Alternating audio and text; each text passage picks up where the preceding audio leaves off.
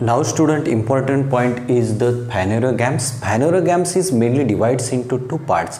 The first part is the gymnosperm and second part is the angiosperm. So how to write all these points related to the gymnosperm and angiosperm, but characteristics of phanerogam is very important. So which characteristics include in phanerogams? Phanerogams कुठली गुणवैशिष्ट्ये आहेत. So first characteristics of phanerogams here. The first characteristics for the phanerogam is plants having special structure for reproduction. अशा वनस्पती ज्याच्यामध्ये रिप्रोडक्शनचं विशिष्ट structure म्हणजे संरचना आहे. And produce seeds, ज्या सीड्स म्हणजे बिया तयार करतात, are called phanerogams. Plants having special structure for रिप्रोडक्शनसाठी त्यांच्यामध्ये स्पेशल स्ट्रक्चर आहे. And this structure also help for the produce of seeds, आणि ते बिया तयार करतात. So it is called as phanerogams. So second point, the seeds are form in this plants. या वनस्पतींमध्ये सीड्स म्हणजे बिया तयार होतात. विच कंटेन, त्या बियांमध्ये दी इम्ब्रियो, एक इम्ब्रियो म्हणजे भ्रूण आहे. बघा, seeds are form in this plant. त्या प्लांटमध्ये सीड्स तयार होतात, बिया तयार होतात. विच कंटेन दी इम्ब्रियो, त्यांच्यामध्ये इम्ब्रियो म्हणजे भ्रूण आहे. अँड स्टोर फूड, आणि स्टोर अन्नपदार्थ त्याच्यामध्ये साठवले जातात.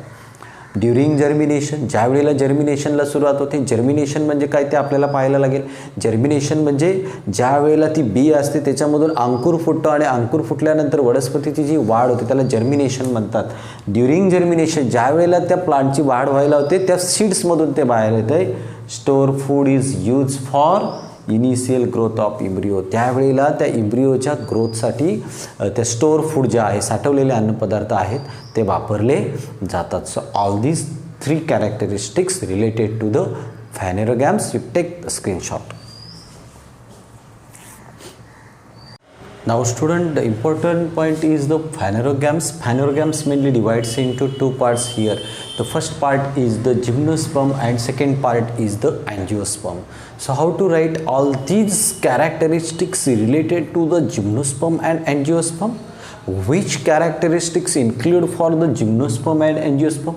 Gymnosperm आणि angiosperm यांची गुणवैशिष्ट्ये कुठली आहेत? So first for the gymnosperm. Gymnosperm are evergreen and woody. The plants belongs to the gymnosperm are evergreen and woody. Evergreen म्हणजे सदाहरित, म्हणजे ज्यांची पानं, ज्या वृक्षांची पानं कुठल्याही ऋतूमध्ये हिरवीगार असतात, हिरवळ असते, हिरवी असतात, त्याला म्हणायचं एव्हरग्रीन. अँड वुडी, वुडी म्हणजे त्याच्यापासून आपण वूड म्हणजे लाकूड मिळवू शकतो.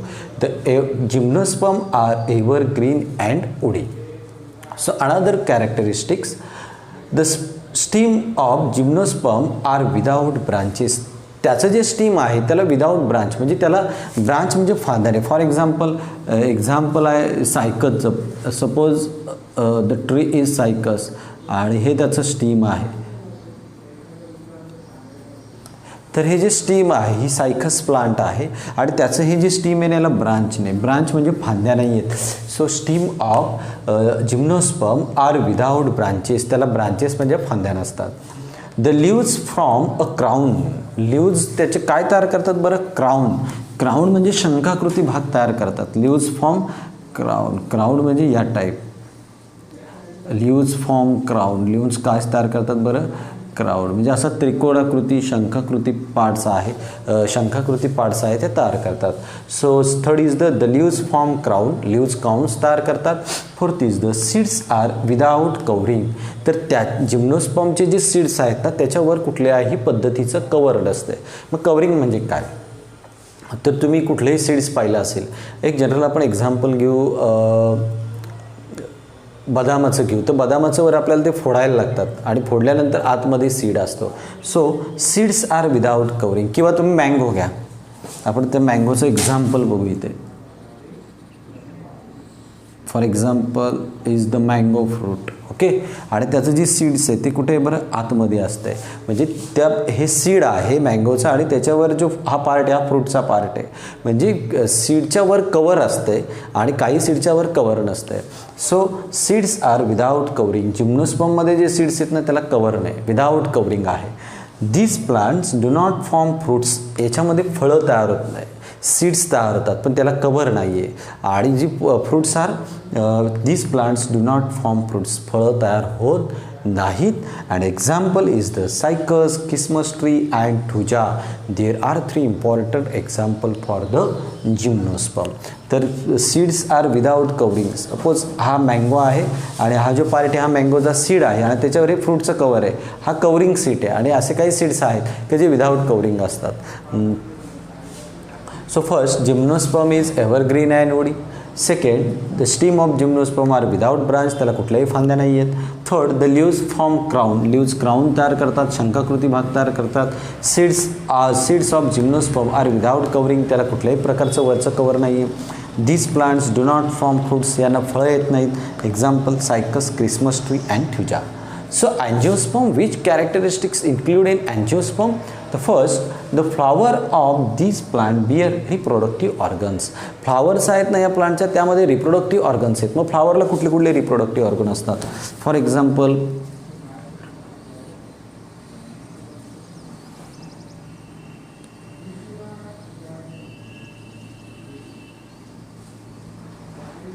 हे बघा, हा जो पार्ट आहे ना याला आपण ओव्हरी म्हणतो आणि हा जो पार्ट आहे याला पोलन ट्यूब म्हणतात. Ovary is the important reproductive organ for female and flower. So the flower of these plants bear reproductive organs. Flowers आहेत ना या प्लांटमध्ये त्याला रिप्रोडक्टिव्ह ऑर्गन्स आहेत. ओव्हरी त्याच्यामध्ये प्रेझेंट आहे, पोलन ट्यूब प्रेझेंट आहे. And flower develop into fruits. Flower आहेत, फुलं आहेत म्हणजे त्यांना फळं येतात. So fruits are develop in angiosperm and fruits are not developed in gymnosperm. Gymnosperm मध्ये फ्रूट्स फॉर्म होत नाही आणि angiosperm मध्ये फ्रूट्स फॉर्म्स होतात. सीड्स आर कवर्ड आणि याच्यामध्ये सीड्स आर विदाउट कवर्ड. तर सीड्स आर कवर्ड आपण पुन्हा मँगोचं एक्झाम्पल बघू. सपोज हा मँगो आहे फ्रूट आणि त्याच्या आतमध्ये हा जो पार्ट आहे म्हणजे हा सीड आहे. सपोज हा मँगोचं सीड आहे, बी आहे मँगोची आणि त्याच्यावरती हे कवरिंग आहे, हे आहे फ्रूटचं म्हणजे सीड्स आर कवर्ड. एक्झाम्पल तुम्ही देऊ शकता अँजिओस्पर्ममध्ये मँगोचं एक्झाम्पल देऊ शकता. अजून ज्यांना फळं येतात ते सगळे याच्यामध्ये एक्झाम्पल्स येऊ शकतात. जनरली मी मँगो पकडले, तुम्ही कुठलेही ऑरेंज घेऊ शकता, ॲपल घेऊ शकता. हे सगळे ॲपलमध्ये पण सीड्स आहेत पण त्याच्यावर त्या फ्रूटचं काय असते कवर म्हणजे seeds are cover. Seeds are covered in angiosperm. तर अशा पद्धतीने हे दोन्ही आहेत. सिंपल आहे. The flower of these plants be a reproductive organ in angiosperm and flowers develop into fruit and third seeds are covered. तर अशा पद्धतीने हे सगळे पॉईंट्स आहेत. ऑब्झर्व करा आणि स्क्रीनशॉट घ्या. Now student, there are two important parts for the seeds. First is the dicotyledonous and second is the monocotyledonous. Di means two and mono means one. So cotyledonous म्हणजे सीड्सचे दोन parts आहेत, dicotyledonous आणि monocotyledonous. So how to write all these points? First here seeds. Two cotyledonous. Dicotyledonous म्हणजे याच्यामध्ये two cotyledonous seeds are present. तर कॉटिलेडॉनस म्हणजे नेमका काय? तर बघा आपण हरभरा घेतला तर त्या सीड्स बी आहे हरभऱ्याची जी सीड आहे तिचे दोन पार्ट्स आहेत. दोन पार्ट म्हणजे डाय आणि सिंगल एकच असेल तर त्याला म्हणायचं मोनो. तुम्ही जर काजूचं जर सीड पाहिले, बी जर पाहिले तर त्याच्यामध्ये पण दोन पार्ट्स आहेत. तर डायकॉटिलेडॉनस आणि मोनोकॉटिलेडॉनस. डाय म्हणजे ज्याच्यामध्ये सीडमध्ये दोन भाग असतात. ज्या सीड्स आहेत त्याच्यामध्ये दोन भाग असतील तर त्याला म्हणायचं डाय आणि जी सीड आहे ती सिंगल एकच भाग असेल पूर्ण तर त्याला म्हणायचं मोनोकॉटिलेडॉनस. So seeds, there are two cotyledonous seeds are present. Single cotyledonous seeds are present. Root, tap root आहे.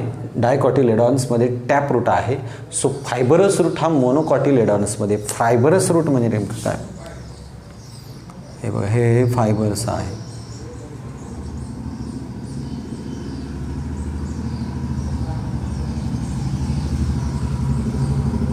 याला म्हणायचं fibrous root. So taproot and fibrous. Taproot present in dicotyledonous and fibrous root present in monocotyledonous. Another stem कसा आहे बघा त्यांचा. Stem strong and hard. Stem are strong and hard. याच्यामध्ये stem are hollow, false and disc like. So strong banyan trees. Example strong आहे banyan ट्रीचं जर खोड पाहिलं आपण स्टीम तर ते मजबूत आणि स्ट्रॉंग आहे. आणि इकडे बघा stem of monocotyledonous plant hollow. Hollow म्हणजे हॅलो म्हणजे पोकळ, आतून पोकळ असं. बांबू बघा आतून पोकळ आहे, वर्ण गोल राऊंडेड असतो, पण आतनं तो पोकळा आहे, त्याला हॅलो म्हणायचं. फॉल्स म्हणजे बनियान ट्री, बनाना आपण म्हणतो, केळ जे आहे बघा, तर ते फॉल स्टीममध्ये येते, तर ते इतकं काही स्ट्रॉंग नसते. आणि डिक्स लाईक म्हणजे गोलाकार असेल, तुम्ही कांदा कापलं तर त्याला असे तुम्हाला राऊंड दिसतात बघा, तर ते ओनियन आहे. काय बरं? Onion. So there are 3 important stems are present in monocotyledonous. First is the hollow, example is bamboo. Second is the falls, example is banana. Third is the dislike, example is the onion. Last is the leaf. So reticulate venation. Reticulate venation म्हणजे काय? Reticulate venation present in dicotyledonous. Okay, here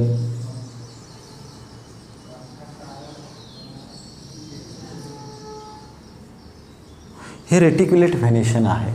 आणि तुम्ही कधी पानं जर पाहिले, आंब्याचं पान जर पाहिलं, आणि हे पॅरॅलल व्हेनेशन बघा, हे बघा मध्ये पॅरल लाईन्स असतात सगळ्या बघा.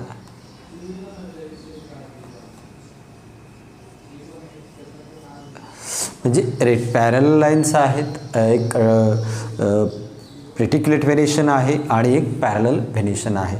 तर अशा पद्धतीने आपण पाहतो. किंवा अजून एक याला आपण असं दाखवू शकतो, हे व्हेनेशन्स आहेत. ठीक आहे, पुढे बघू आपण. फ्लावर्स कशा आहेत बघा, टेट्रॅमेरस ऑर पेंटॅमेरस, आणि इकडे फ्लावर आहे ट्रायमेरस. टेट्रॅमेरस म्हणजे याच्यामध्ये 4 पार्ट्स आहेत, आणि पेंटॅमेरस म्हणजे 5 आहेत. बघा आता 1 2 3 4 हे टेट्रॅमेरस आहे फ्लावर. 2 3 4 5 हे पेंटॅमेरस आहे. म्हणजे flowers of dicotyledons are generally tetramerous and pentamerous. ट्रायमेरसमध्ये बघा, ट्राय म्हणजे 3, हे ट्रायमेरस फ्लॉवर आहे. तर अशा पद्धतीने या दोघांचीही वैशिष्ट्य आहेत. परत बघू. So seeds 2 cotyledon seeds are present in dicotyledon. Second, the roots of dicotyledons are tap roots. The stem may be strong and hard. Example is the banyan tree. And leaf present, reticulate venation present in leaf, and flowers may be tetramerous and pentamerous. So monocotyledonous plant, mono म्हणजे याच्यामध्ये single we, त्याचे 2 parts नसतात त्याच्यामध्ये. Seeds may be single cotyledon seeds are present in monocotyledonous. Fibrous roots are present in monocotyledonous. So stem may be hollow, example bamboo. Stem may be false, example banana. Stem may be disc-like, example onion. So parallel venation of leaf present in monocotyledonous, and flower may be trimerous. तर अशा पद्धतीने हे सगळे वाक्य आहेत, concept आहे, हे तुम्ही स्क्रीनशॉट घेऊन अभ्यास करायचे.